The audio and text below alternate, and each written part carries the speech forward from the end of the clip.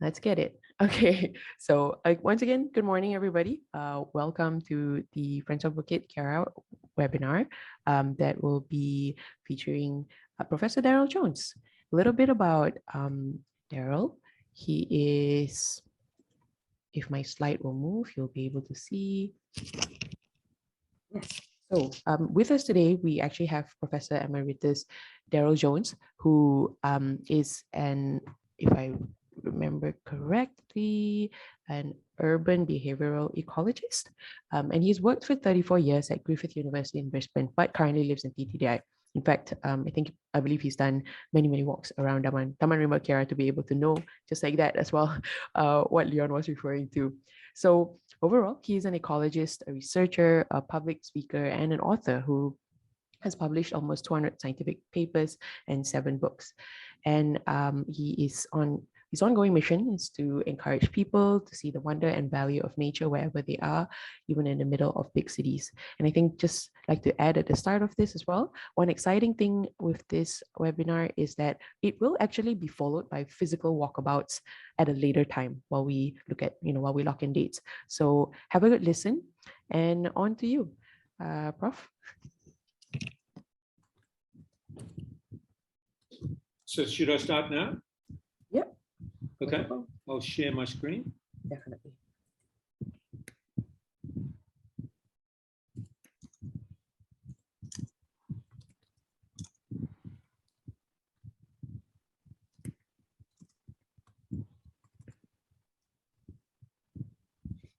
Okay. Can everybody see that? Is that working properly? Yep. Okay, great. You'll notice that the title I've got is slightly different to the one on the advertised, but that's okay. I've kind of evolved when I thought about this. I really want to get the message across that anybody can be involved in what is called citizen science. The Friends people are extraordinary. They have blown me away in terms of their enthusiasm and participation in this whole thing called citizen science. And I just want to do this. This talk is pretty much to be an encouragement for everybody to have a go, and I'll illustrate that by a very simple thing that I've been doing myself, which is about bird watching. But it's not just about the bird watching. It's why and how we can do citizen science. So that's where I plan to go with this. So a lot of you will be aware of this, but I don't think it matters that somebody else described it in a slightly different way. What is this citizen science idea? First of all, it's the engagement of non-professional people. So it's not the experts doing it this time. It's the other people, anybody at all, participating in a project of any sort. And it could be extraordinarily varied and widely different wherever you go. It is, however, usually led and managed by scientists who have come up with an idea, and they need some assistance because there's only one of them or a couple of those. And so this allows ordinary people to be involved. In usual cases, the participants start as simply untrained volunteers. They are just simply providing their enthusiasm and time.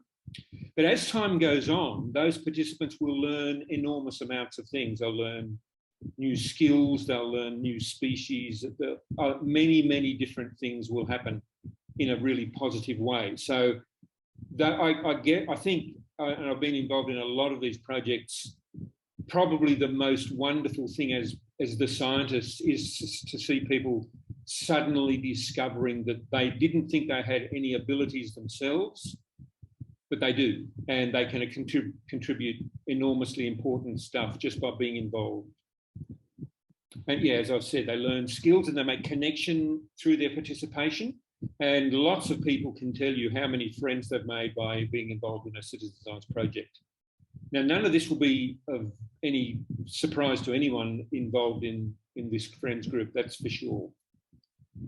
And one of the really important thing is that all that work and involvement and participation and going out at night and getting muddy and getting eaten by mosquitoes, in the end, can contribute enormously valuable scientific information And that's something that we really need to have for various reasons. So there's a lot of reasons. That's just explaining what the citizen science is about. And why would you bother? Why would you get up early in the morning or late at night to do any of these sorts of things? Well, there are many reasons for that. Scientists, they're just usually a one person or a small group of people who can only do so much. And what the citizen science revolution has been able to do is allow enormously greater amounts of information to be collected on something. And it's not just all the technology. We've got cameras and things out everywhere recording stuff, but that only goes so far. Sometimes it's the images on the cameras that need to be looked at by an army of citizen scientists. So it just enormously increases what's available, what can happen. And of course, by having lots of different people, you can cover a much larger area. So it absolutely dramatically changes the capacity of what can be done in a project. Really, it's very cheap and effective. As I've said already, the people who participate are volunteers. They don't expect to be paid. Their payment is the enjoyment that they get out of being involved. But it's very effective, and that's proven over and over again how important the data that is collected. So these are all really important things. And all of that in the end, when it all gets gathered up, in the end, it can have and does have a very large impact, depending on what the project was about. And it is often used to inform decisions. And we'll talk about some of those things as we go along. So those are all just some of the reasons why it's very important for you to how to do it. However, there are some requirements. There are certain things that do need to happen to make it good citizen science. It's really easy to do bad citizen science, but I won't talk about that. It'll be clear what I'm talking about. So a good citizen science, the data must be validated in some way. And that simply means that whatever it might be the species of bird. Is it correct? It might be the species of glowworm, which I was involved in a couple of the nights going out looking for glowworms. Is it the right species? Is it the right location? Is that tree where it's on? Is that the right tree? Have I done all the things that I need to do to make sure that the data being collected, the information that's being gathered together by all these people is valid? And that's important. And every good citizen science project has a way to do that. The methods, and this is very important, the methods that are followed need to be well designed and easy to perform. And I can tell you that that's not always the case. Sometimes they're described so vaguely that nobody really knows what they're doing. Might be designed by somebody sitting in a lab or an office somewhere without the slightest realization of what trying to do that kind of work is out in the field. You simply can't do it, or it's too hard, or there's some reason that something's going wrong with it. And it has to be something that people can pick up fairly quickly and do easily, so that they can feel like they can be participating all the time. If it's too hard and too difficult and they're confused, those people won't come back. It just simply won't work. So it self-selects for the good design projects. And usually it needs to address a specific question. This is all good science is like this. If it's just like, let's go and find out what's there, that's okay, that's fine. But it needs to be a bit more specific. It might be, let's go and find out what the species of glowworms are, or what types of birds occur in different parts of the park, that sort of thing. We need to have a specific question. If it's not specific enough, it can be too vague and people will wonder, what am I doing? Why am I bothering to do this? And the data won't be that good and you can't really use it anyway. So we always try and come up with a specific, it might be a question or a statement that's tried to be tested. It's very important that the participants feel like they're valued, and that one of the things that happens there is that they need to receive some sort of feedback on the outcomes. And that's another thing that the Friends do very well here, is to provide updates and what's been going on. The people who participated in some of the studies find out how it all is going and what their data that they've contributed has led to the big picture. And it's very important that that sort of feedback occurs. And sometimes that doesn't happen. If the people who participate put all their time and effort into it and never find out what it meant or where the data went or what it was used for, they're unlikely to return. And so it's just quite important for that to occur.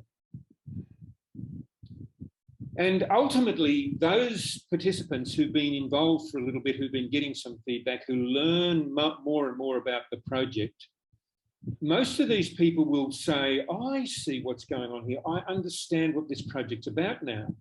And then they can be then involved in making the decisions that all projects have to have. Every project will evolve as you get, it'll change and develop and have different focuses as things move along. And that's really important. And that's where the scientists need to go to their participants and say, thank you so much for all your work. What do you think we should do next? Is there anything that didn't work properly? And that kind of background feedback to the whole group, including the scientists. We have to step away from the scientist being the expert who knows everything. That's not the case, and we all know that. We need to use everybody's engagement to the best possible way, in the best possible way.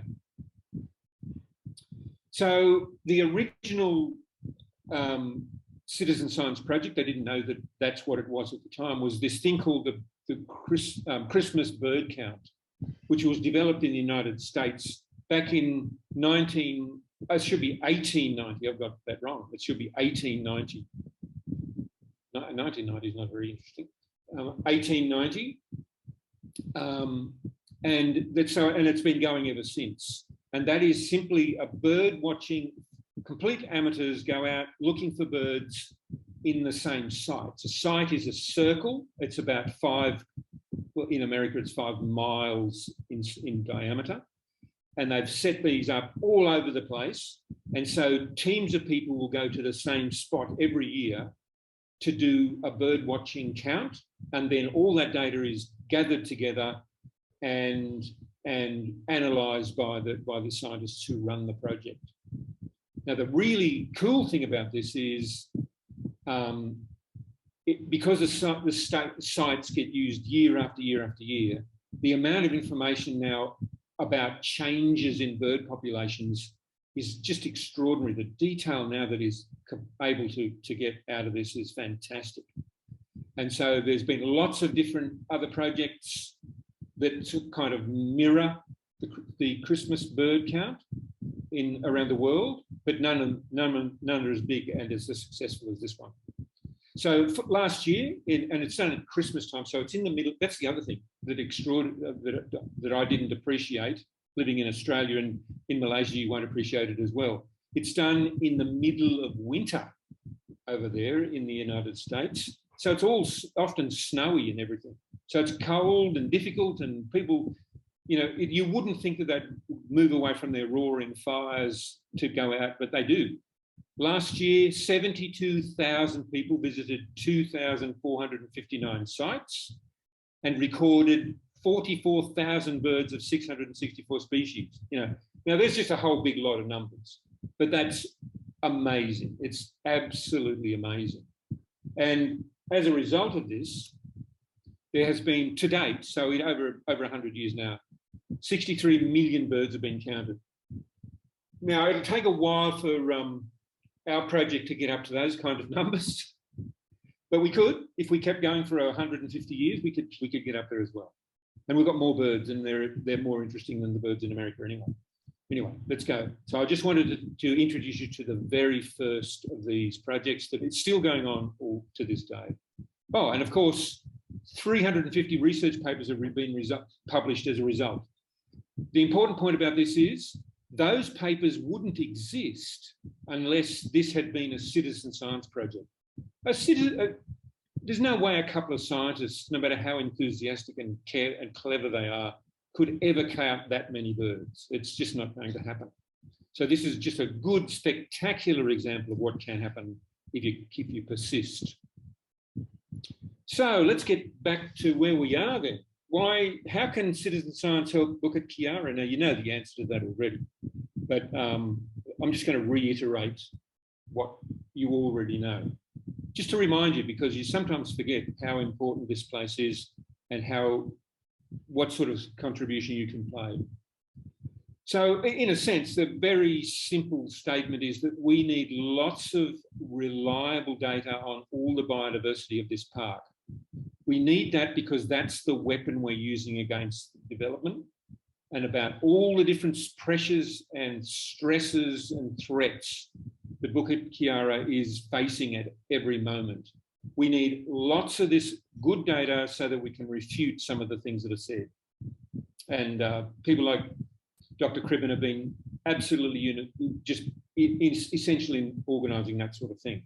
So let's go back to the conditions and requirements of citizen science and say, okay, well, what could we do in our park? What could we do? So let's have a look. We need to collect data that's accurate. It has to be reliable and believable. So that's one of the things. Yes, I've already said it needs to be reliable. So accurate is the data right? So is it the right species that's been counted? Is it reliable, as in, was it collected in a sensible way? Can you believe the method that was used to collect that data? And has it been repeated? You can't just do this as a one-off. It has to be done over and over and over and over and over again to see whether there's a pattern going on. Or it might have been only that you might have spotted some species once. Well, was that really what you saw? If it was just passing through, does that mean anything? So if you do it over and over again in a repeated fashion, you can get much more strength out of your data. You need to do it regularly throughout the year as if you possibly can. Every Tuesday night or every Thursday morning or every Sunday afternoon or whatever it might be. It needs to be regular so that you can build up solid, repeatable data.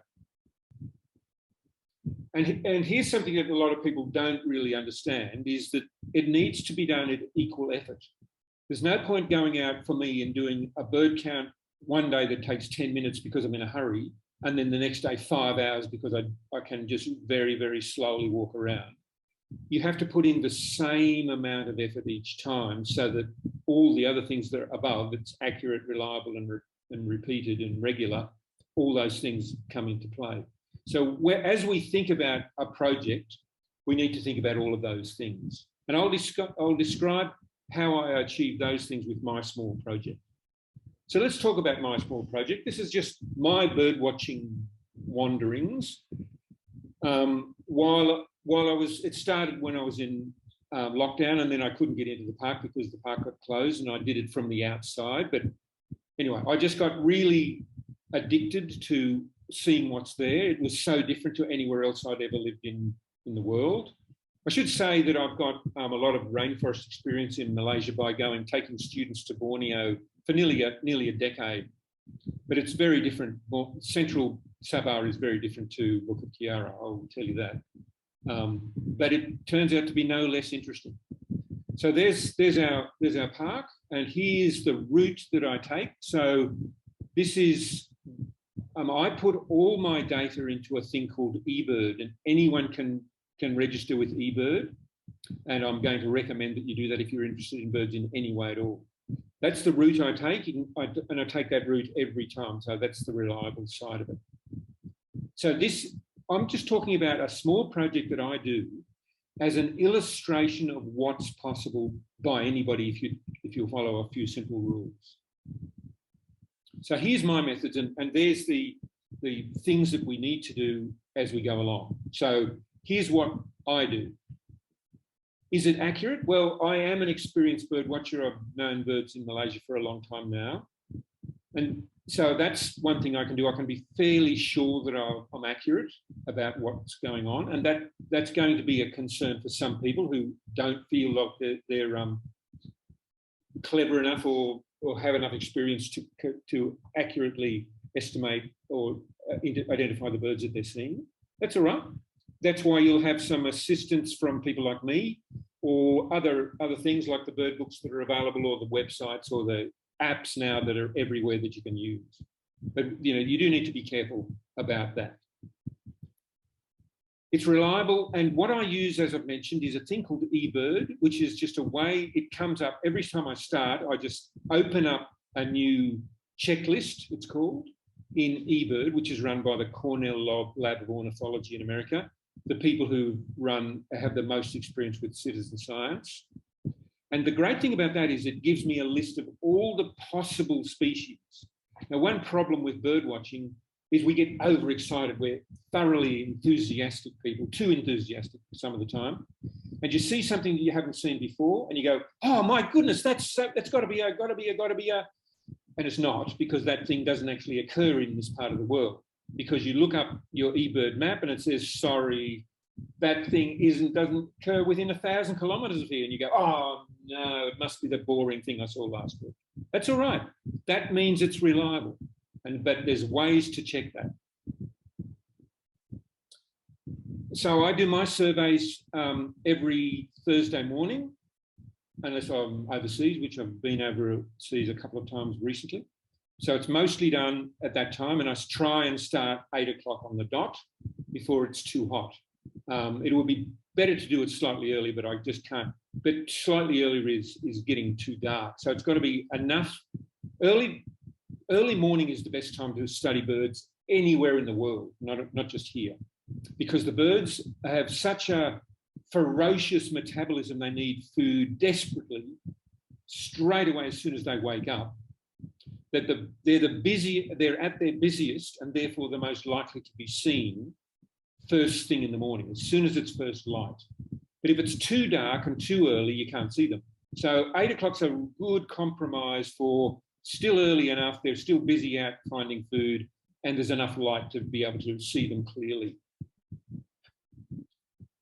And I follow the same route at a slow pace every time I do that.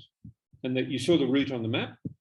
That's where I walk every day. I'll tell you what I do is, because it's the circuit at the bottom of the hill, I reverse the circuit. So it's exactly the same route. It's just at a different, I do it so that it's slightly different time when I get to the different places by going the other direction. So in summary, the route itself is 2.3 kilometres long, takes almost exactly an hour to do. And to date, I've done 23 surveys. I did another 18 surveys during lockdown last year, but I'm not counting those because I couldn't. I walked along the edge of the park looking in, so I'm not counting that because it's too different to everything else. So that's it. That's simple. That's a simple way that I do my little project. And what I'd like to do is show you what can come from this. So I'm pretending I'm the citizen scientist, because what I've done is something that anyone can do. Absolutely anyone can do. And so here's the data. Here's a little bit of summary data that I've been able to find from my 23 surveys, just to give you a hint of the types of data that can come out of it. Now, don't be worried or scared about this graph. It's not anything flash, but what it tells me is something really important. The number of species is on the side up here, on the left-hand side, from 70 to 0. That's the number of species that has been seen, could be seen. And along the bottom is how many surveys I've done. Now, what this is called, it's called a cumulative species curve, but you don't worry about that. It's just, it records how many new species I saw each time I go out. So if you like, you have a look there. The first time I ever went out, in my enthusiasm right at the beginning of 2021, and I went out to the park and thought, I wonder if this place will be a good place for me to do lots of regular surveys. I saw 11 species. It was terrible, but I was so excited at the time, but I saw 11. Now, each number each dot or little circle that goes along from that is how many new species did I see, not the old ones. How many new ones did I see? And so what this graph is showing is that almost every time I go out, and you can see it's steadily increasing up there, almost every time I go out, I see some new species, which is extraordinary. So currently I'm only at 62, but don't forget it's a tiny little patch in the forest. It's just a few. I'm going to see a lot more than that. There's a lot more species than that in there, but they'll be living in different habitats. And it's only covering one kind of habitat, really. But I'm adding around about one or more species every single time I go out. Now, if you have a look at that graph says, and the question up the top is, how will I know when all the species have been seen? When will I know that that's it, I'm not going to see any more? When that graph flattens out and I go for 10 surveys and don't see any new ones, I'll know for the patch that I'm surveying, I've seen everything that's there. But that's a long way off. That graph is still going steadily up. And if I extrapolated that, and I have extrapolated that, it's going to be 54 surveys before it starts to flatten out at that level. That's really amazing. That keeps me going. That means, there's a lot more species out there that I can see. And isn't that fantastic? And that keeps me enthusiastic to keep going to the same old place every time. Here's a different graph, a very different graph. It shows you something completely different. So this is a graph of the number of individuals of each species that I've seen. Now just note, there's a few at the top. So there's a couple that have got 650 individuals that I've seen over my 22 surveys. And then it goes really fast down and there's a long tail where the majority of species right up to the end, which disappear, where I only saw one once, in one survey only once. The majority of species that I've seen only once. But I keep seeing them, I keep seeing new ones all the time. Now that tells you this is a rich in landscape. There's a huge number of birds out there. Most of them are not in high numbers. So what do you think? Just think about this now. You've been in the park a million times. What do you think are the most, I'm just going to tell you what the 4 most abundant species are. Just think about that. You make a guess. I'll tell you what they are now, just see how close you were.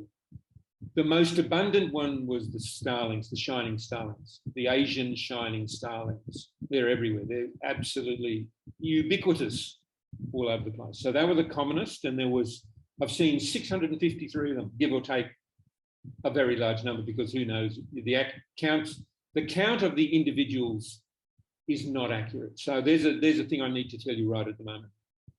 In science, there's a difference between accuracy and precision. These are accurate, but they're not precise. I'm not going to make any claims that I've seen exactly 653. It's probably more like 436 or 591. Who knows? But it doesn't actually matter how many exactly that I've seen of individuals. What matters is how many is there compared to all the others, because I'll be making the same error with all the other species that I see. So the number isn't really important. It doesn't have to be precise. I'm not measuring it. It's just an indication of abundance. The second most common one were the Javan miners, of course, and there was over 400 of those. Of course, they're everywhere. We see those in the streets everywhere. The third most common was the sparrows, the Eurasian tree sparrows. And the fourth was the swallows, the Pacific swallows. Now, you'll notice straight away, none of those birds are forest birds. They're the birds that live in the suburbs, everywhere around the park, but they are also in the park. And that's just a reality of what we've got when you have a park such as Bukit Kiara, completely surrounded by an enormous city. Lots and lots of birds live in our suburbs, and that's fantastic.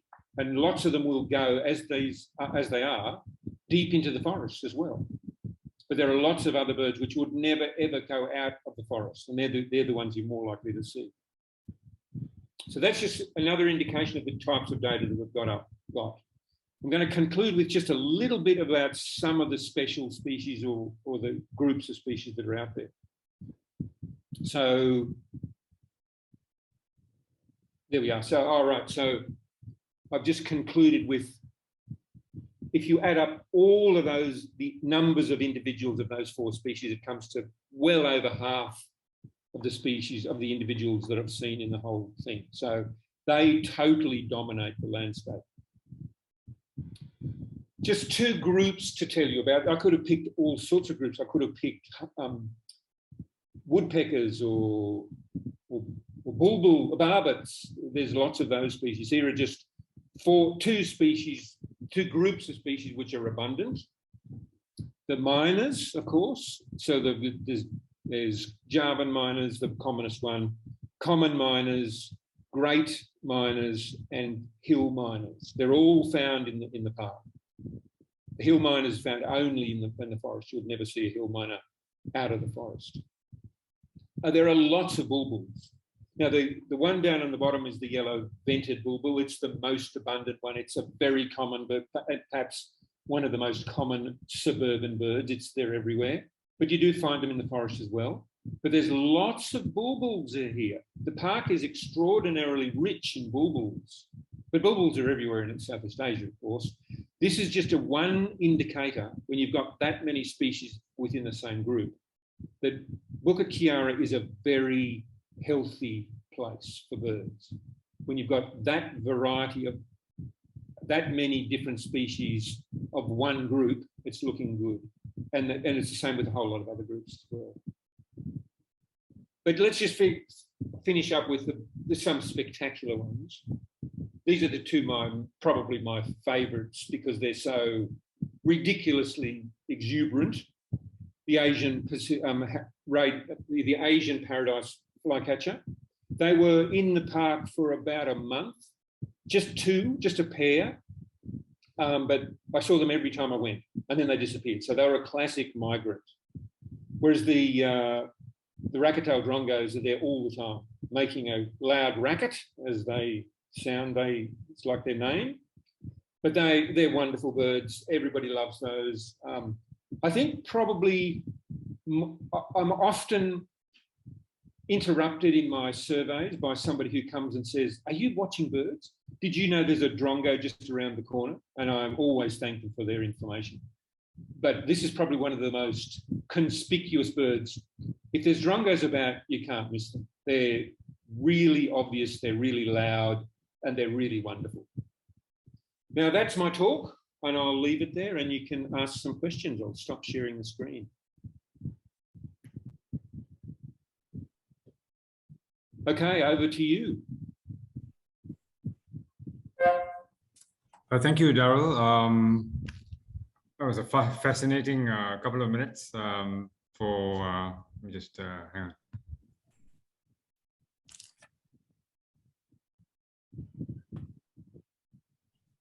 Hi. So, yeah, thanks for that very fascinating summary of your endeavors in terms of the survey in Kiara. Yeah, I think, you know, it's amazing how once you know how to manage data, that so much can come out of it, and you know that's really quite fascinating. I'm really quite glad that we were able to connect with you, and that for at least for now you're living here in Taman Tun. So I think, you know, it's going to be an amazing journey with you to, you know, sort of discover more of the biodiversity of Bukit Kiara. Well, I'm not going anywhere for at least 2 or 3 years. I'm staying put here. We looked around at some other places to live, and I said, too far from the park. What I would really love to see is that's a tiny little project there, you know, just my little thing. What would be fantastic if people who were felt sufficiently motivated and were experienced enough to do it. Imagine a dozen of those little studies all around the park. That would be brilliant, and that would, you know, that's something I'd really like to encourage. No, I'm really hoping that we can embark on something like that in the coming months. As you know, we've done quite a bit of work on the fireflies, Yes, absolutely. which you've also been involved with, which has been amazing. But yeah, I think with the kind of experience which you have, and also some of our other scientists who have been involved with us in the last year or so, I'm really hoping that we can actually extend this the study of the biodiversity in Kiara. Having said that, I think let me try and move on and hand back to Karen and Linda, because I think it'd be good to have a dialogue with everybody who's here. So please, let's go forward with some questions and a discussion. And I think Darryl will be very happy to take any of these. Linda and Karen, over to you.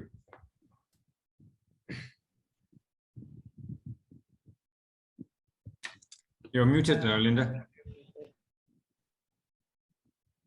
All right. Yeah, thank you for the wonderful presentation, Darryl.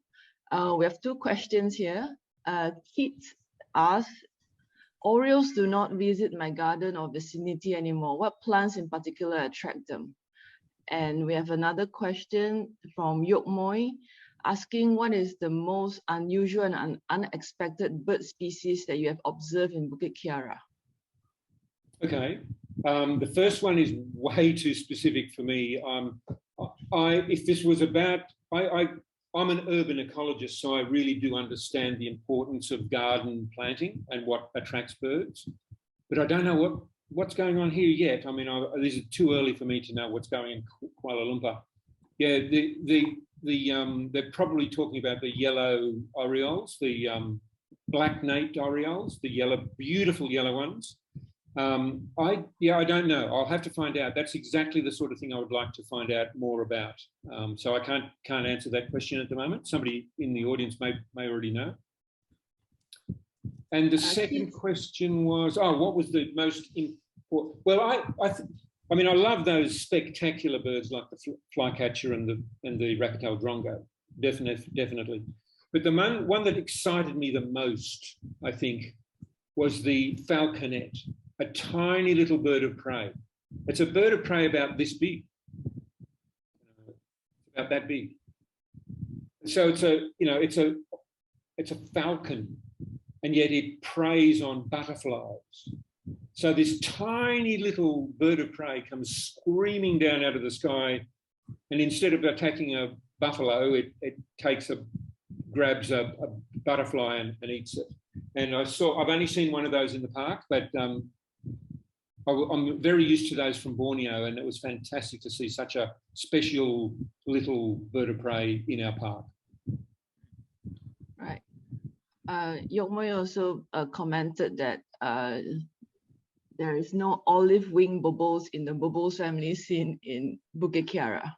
She asked if none has been spotted yet, or is it usually more common in forests?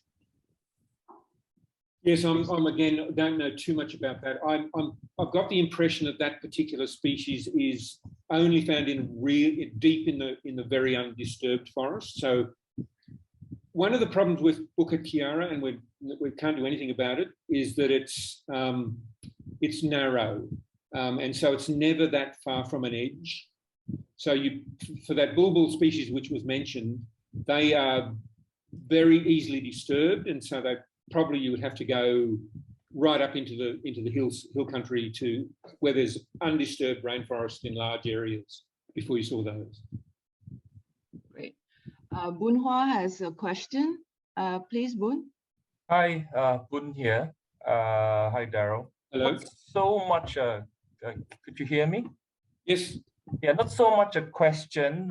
Maybe it's more so like a point of discussion. Like, I mean, drawing a parallelism with some of the firefly surveys that we've been doing. Like I myself, I'm interested as well with birds. But my problem is my knowledge in birds is like, so probably the best way to do it would be to join you for a walk every Thursday or so. Yeah, but that's the point. Like for someone like me with like almost a very low starting point knowledge, what's the best way to get going, and because one of the key elements is to actually build out that capability to recognize and differentiate these birds, right? Yeah. That's probably the fundamental question that's facing a whole lot of people, is saying, I'd love to do this, but I just don't trust my skills enough. You know, that's probably it. And I have to go back and say, well, how did I start? And how did I get going? And how did I get enthusiastic, go to do this? And it's about being tutored properly. So the only way you can do this is to do it lots of times, to practice a lot, and do it in the company of somebody who actually knows what the birds are. So I'm going to have to do this. If I'm willing to give this talk, I also have to do the following: make myself available to take small groups of people out who are really keen to do that training that they need, because there's no way around it. You can't do it if you don't have the skills. So we'll work this out with the people in the Friends. We'll work out a time and a place where we can meet, and you have to do it a few times, regularly. It won't be Thursday morning at 8 o'clock, because that's my bird watching time. I'm not doing it then. I can't interrupt my 1 hour slow walk, but it can be any other time. So we'll work out with the organising people, and we'll come up with a time that suits some. And you can't do this in a big group. There's no point in taking 20 people out. It'd be pointless. But a small group of maybe 6 or 7 or something, and a leader, with everyone's got binoculars. We'll take our time and we'll slowly walk around with the bird book in our hand and with the apps open, and just slowly and carefully get people up to speed so that everyone can feel at least some level of experience to start. So thank you for that. Was a great question. Yeah, just to follow, you spoke about a bird book. Any one in particular that you think it's most relevant? Yeah, no, there is the new one. What's it called? I think it's called, believe it or not, The Birds of Malaysia. Okay. Now there's 4 of them available, but the new one, it's got the helmeted hornbill on the front cover. Okay. And that is absolutely the best one. There's another one called A Field Guide to the Birds of Peninsular Malaysia and Singapore. It's terrible. It's terrible. Cost me twice as much as the other one, and it's not as good. So yeah, so there is definitely the right one. And the other thing to do, it's completely free. Go on to eBird. So you just Google eBird, you'll get there straight away, and register for free. And then you will have access to eBird surveys, and you can practice, and it gives you tons of information on your phone. So yeah. Yes. All right, so we have 2 more questions. Stephen, who is a famous night walk guide, he says that I have some observations of nocturnal birds. Would you be interested to know or keep track of them? And Yen Lee from Wawasan Hill, she has another question. For citizen science projects, would you still recommend surveys to continue even when it rains, since it should be done regularly? No, that's a good point. So let me go for the first one. The first question was, what was it? Remind me. That Stephen goes on night walks. Yes, no, the night walks. Oh, absolutely, absolutely. I mean, I'm only seeing the diurnal birds, the ones that come out during the day. I would love to know more about that. So, yes, definitely, Stephen. Absolutely, hit me with those for sure. Great, Stephen, you're on. And back to Yen Lee's question about doing surveys when it rains. Oh yes, no, that's right. No, rain. So the conditions must be the same. So there's a separate question: is what happens when it rains? But if you have a specific, my project's question is, what is the diversity of species and their abundance in the area that I survey? That's my question. And how does it change during the year? But the conditions have to be the same. I'm only going to do it when it's dry and not raining. If it's raining, the conditions change completely. I can't detect the birds at the same state in the same way with the same reliability if it's raining. So yes, no, if for bird watching, there's no point in doing it that way. A separate question is, of course, where, what birds are in the rain. That's a different thing, but you'd have to do that only time when it's raining. So if it is raining, and happens a couple of times, 8 o'clock seems to be a pretty good time to avoid the rain. Yes, no, you wouldn't do it in the rain. Okay, great. Is there any more questions? Anyone like to make a comment? Raise your hand, please, or type it in. So, Darryl, just to clarify, so if it rains at 8 a.m. on Thursday, then you wouldn't try to move it to 8 a.m. Friday, right? You basically... Yes, no, that's perfectly fine, absolutely. Yeah, the birds don't care about what day it is. so yes, if that has in fact, there's been a couple of times where I've had some sort of appointment and I've had to move the day, and that's perfectly fine. I just do everything else is the same. Yeah, the birds don't know what day of the week it is. Okay, so in terms of your series data, it's fine for it to to not be on the exact Thursday or to be a Thursday every single time. Yeah, the Thursday isn't the important point. It's regularly, so it could be every 2 weeks. I'm just trying to do it every week as much as I can, because more is better. But yeah, effectively it should be, once a week. It could be any day, but you wouldn't want to have Sunday and Monday. It'd be best to separate them out, because there might be sort of conditions that affect things over one day, and you're trying to be independent if you possibly can. So yeah, changing the odd day is no problem. Yeah. Great. Darryl, actually, I had a comment too. When you were talking about citizen science, it was very interesting. You were talking about I think there were 5 different things you had to have for a good citizen science project. If I could just recall, I think something called good science. You talked about it has to be well designed. Yep. Address specific questions, and you said something about feedback on outcomes, and then also making sure that the people who are participating are involved in the decision process. Yes. So I think that's very interesting. I mean, when we started the citizen science project, we really did not have much of this guidance, but of course, it's evolved. Fortunately, we had some very committed scientists who were with us, and I think they obviously pointed us in the right direction. My question is, you obviously were involved a little bit towards the end of the project when we got connected. Is there anything you can see from what we were doing which could be improved? I mean, do you feel that that's something we could add to sort of keep this sustainable and move forward with?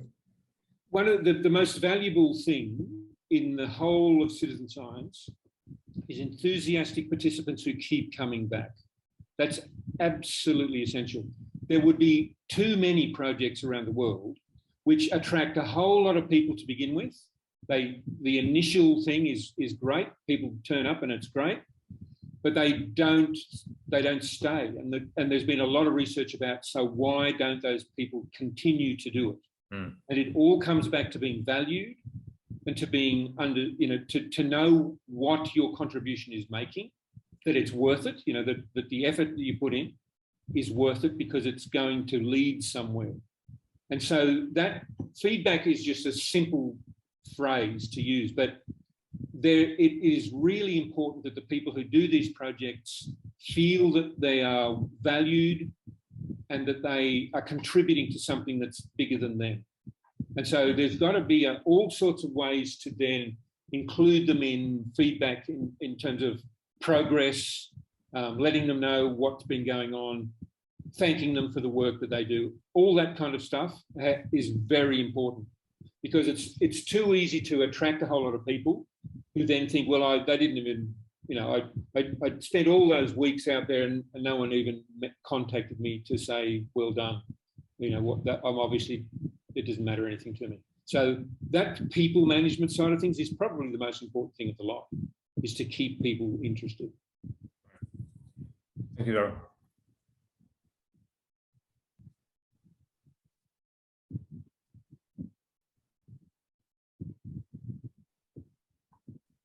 Okay, any more questions?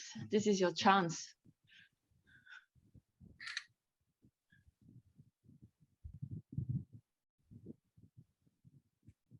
All right.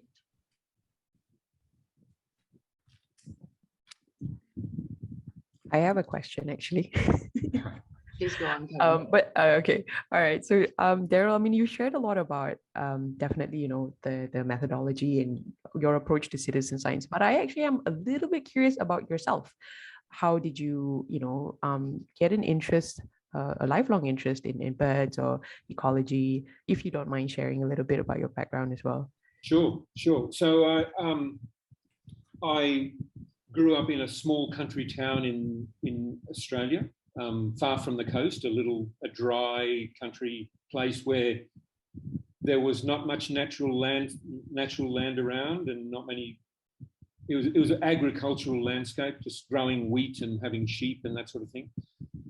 And yeah, I don't know what made me first get interested, but I can't remember a time when I wasn't fascinated by seeing the birds. Birds are the first thing that you see. I mean, they're everywhere. Wherever you go in the world, there are birds. So they're the most conspicuous type of wildlife that are around.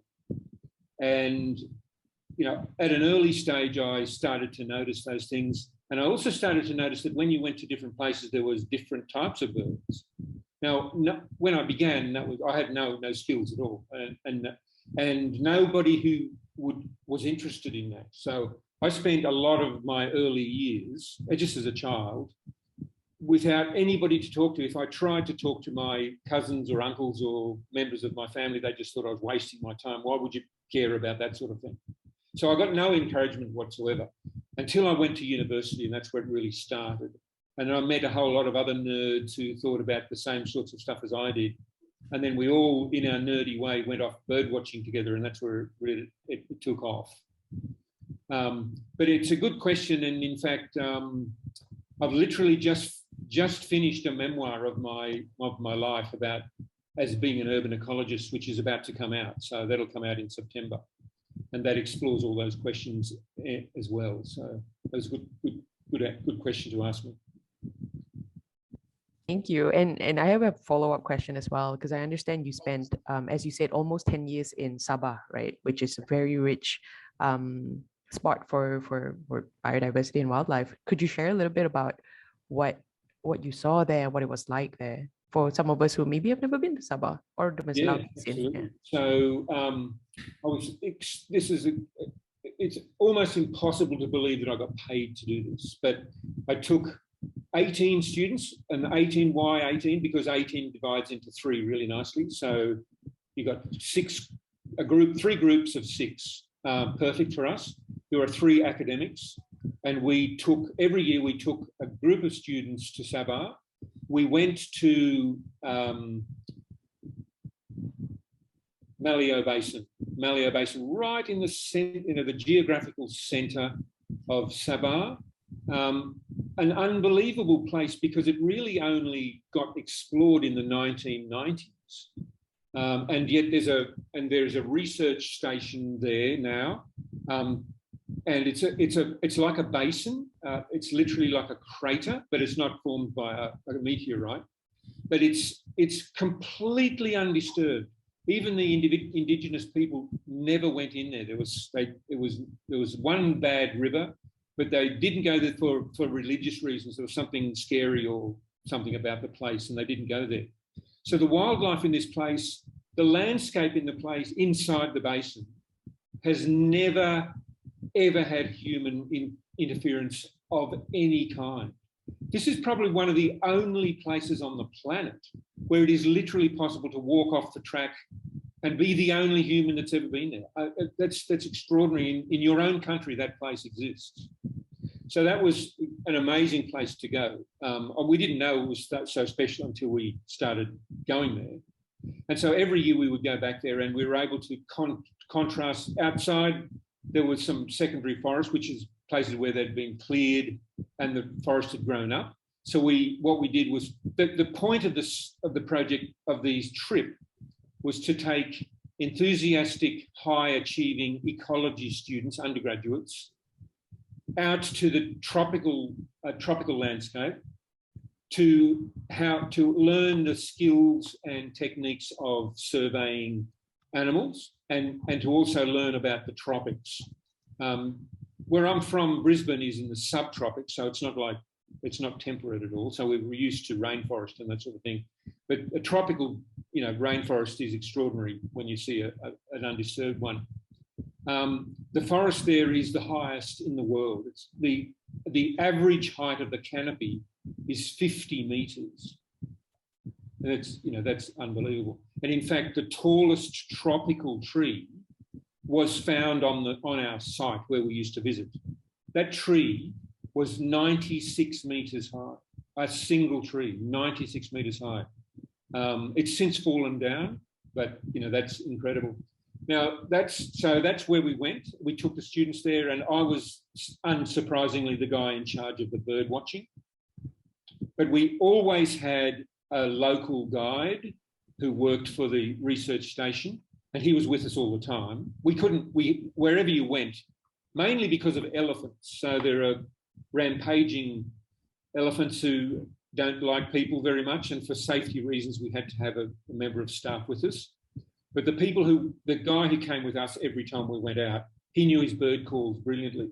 Because while I've just given some away, an utter frustration for a bird watcher. When most of the birds you're watching are 50 meters above you, they're just calling up there in the gloom. You can't see them at all. So it's unbelievably frustrating to go bird watching there because you can't see anything. You can see the stuff on the ground and along the trunks, but most of the birds live really up on in the heights.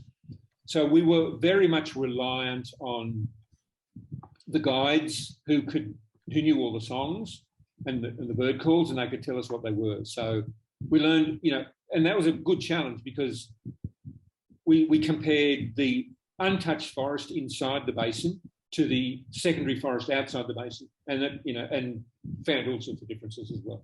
So that's just a little summary of what we were doing there. The other thing about the place is that because humans had not been there at all, the animals took no notice of it at all. The gibbons and the monkeys and everything else, they're just like humans. Who cares? They weren't scared of us, but they weren't attracted to us or anything like that. It was an amazing, really amazing place, and you are very lucky to have it in your own country. It's incredible.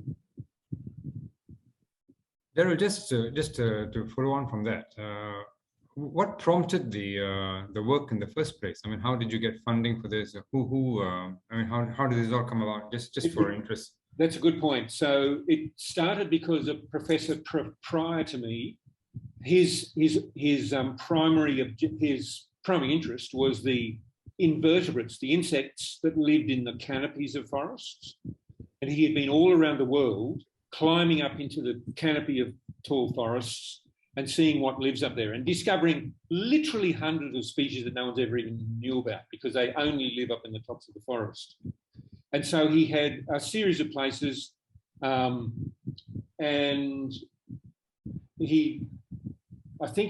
the original reason was that his speciality was moths, and he discovered that someone somewhere had collected a whole lot of moths that the rest of the world had no idea what they were. And he found out that they came from the Maliau Basin. And so he went there first to do research of his own. And when he got there, he went, this is a fantastic place for all sorts of reasons. We'll bring students here. So he would, at some stages in the year, he would be there as a scientist and he would climb the trees and collect all the moths. And then at another time in the year, he would come and just bring the students and expose them to all the extraordinary things that were going on in this place. And I was very, very fortunate. He said, look, I'm going to retire in a few years' time. Would you like to take on this project? So for 3 years, I just went with him to see how we did things. And he was interested only in the insects, and he had no interest in the birds or mammals. And I went, well, there's lots of stuff here besides moths. And so I developed a whole lot of projects. And then when he retired, I took over the whole project. And that's how it began. That's fascinating. Thank you. Yeah. Stephen has something to say. Stephen, you have the floor. Hi, Darryl. Hi. Thank you very much for sharing all your knowledge today. It was a very interesting presentation. I really enjoyed it.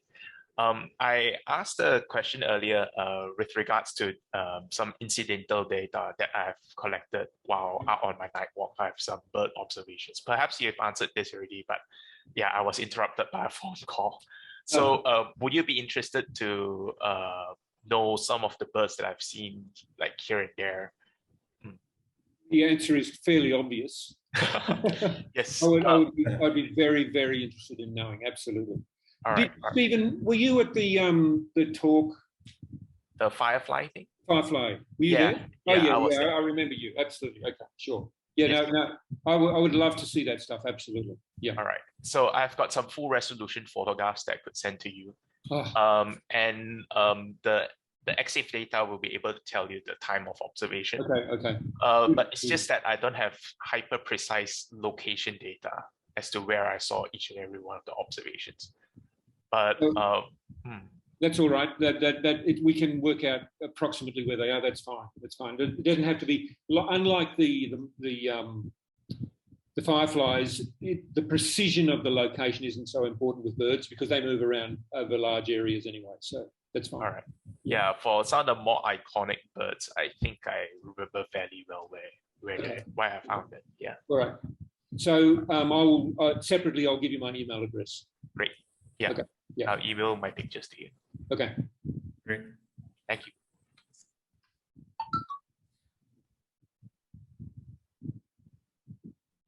Cool. So is last chance. Any more questions? Or else I hand it back over to Karen. Okay. Thank you, Karen. All right. Thank you once again, everyone, for tuning in. Thank you to Darryl for sharing your knowledge. I think even in that brief, I will say, I think even with that, the brief sort of information that you share with your bird surveys, I think it has definitely sparked off a lot of questions from the floor, curious people as well. It's greatly admirable, and I hopefully this goes on to plant seeds into everybody, possibly if down the line Friends of Bukit Kiara may have a citizen science project regarding birds, we may hopefully be able to spark something off that way. Thank you to all as well for making the time and asking your questions. Do feel free as well if, for example, at the current moment you are unable to, perhaps you're a little bit busy, you've got something going on, feel free to email us your questions as well, or Facebook message us your questions, and we'll try our best to pass it on to Darryl and get the answer for you.